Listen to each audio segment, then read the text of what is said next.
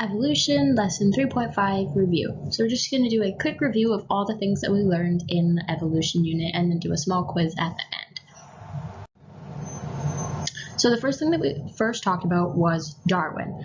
And if you remember, Darwin was essentially the one that found natural selection. He hypothesized it and sort of told and wrote about what natural selection was. And natural selection is essentially survival of the fittest. So those individuals best suited for the environment at that time are more likely to survive, reproduce, and pass on those traits to the next generation. Over time, the population will evolve to reflect those traits. And then remember, we broke down natural selection into 4 different sort of categories. So direct observations of evolution, homology, biogeography, and fossil records. And then also just some quick things about Darwin. We also studied artificial selection, which is like dog breeding. And then, of course, his famous experiment with the finches in the Galapagos. And he was sort of the basis for evolution, and then followed a few other famous biologists. Next, we talked about Hardy-Weinberg, and remember, Hardy-Weinberg was the sort of problems that we did that sort of connected to the Punnett squares. And so essentially, its frequencies of alleles and genotypes in a population's gene pool remain constant from generation to generation, provided that 5 conditions are met. And if you remember, these 5 conditions have to be met because it's like a real life scenario, like quote unquote, it's a hypothetical scenario.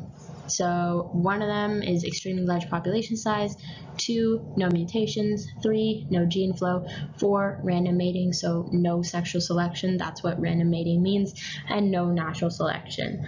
And if you want a little bit more in depth, you can go back to the video that we explained those 5 things in. And we also talked a little bit about, in no natural selection, what's called genetic drift. Genetic drift we broke down into 2 different things. So we have the bottleneck effect and then the founder effect. So the bottleneck effect is when a sudden change in environment that might drastically change the population size, resulting in the gene pool to no longer reflect the original population or the parent population. And then we also have the founder effect, which is when few individuals become isolated from the larger population. It can affect the allele frequencies in the population. Then we also have reproductive isolation barriers. So this is, remember when we talked about speciation and sort of micro evolution and macro evolution and stuff like that. So prezygotic was, remember, it gets in the way of the actual fertilization occurring by impeding the mating. So that's habitat isolation, temporal isolation, behavioral isolation, mechanical isolation, and gamma isolation. And essentially those are all exactly what they sound like.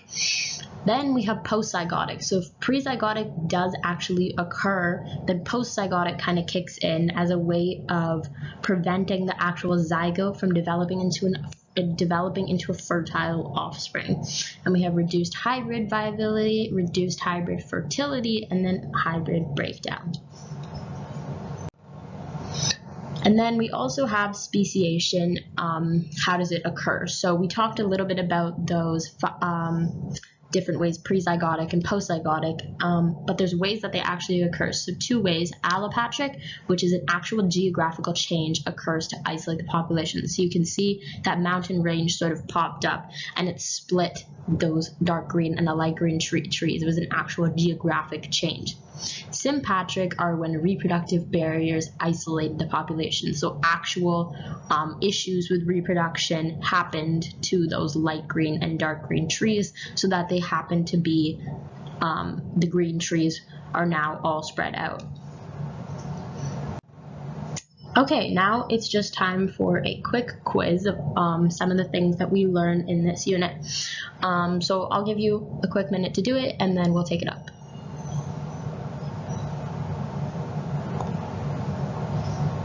Okay, so the condition in which there are barriers to inbreeding between individuals of the same species separated by a portion of a mountain range is referred to, well, of course, that is going to be geographic isolation, which is exactly what we just talked about in that mountain range picture.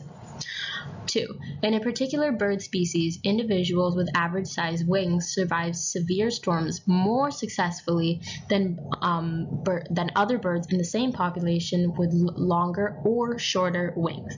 So remember we talked about those 3 different types of things. So we had directional, disruptive, and stabilizing. So you'll see sort of patterns in these types of questions. Whenever I see the word or average, I think of the stabilizing effect, and that's because it favors the intermediate and acts against the extreme. So those are sort of keywords that I use to help me figure those out. Of course, they're not always reliable, and you should actually know the definition, but sometimes those do help. And then the last one, homologous structures, are, if you read through all of those, the correct one is going to be A, are structures in 2 or more species that originate as the same structure in a common ancestor. And all of these other ones said different species. The correct word there would be common ancestor, just like analogous structures as well. Now that we've done that quiz, here's just a quick Hardy-Weinberg problem for you to do. So we won't take it up, but I've written the steps out really clearly. So you can pause the video now and do it. Okay, and here's the answer. It essentially just follows all of the steps that I went through, and I wrote them out, and you can see the answers and the genotypic and allele frequencies labeled clearly. And that's it for evolution.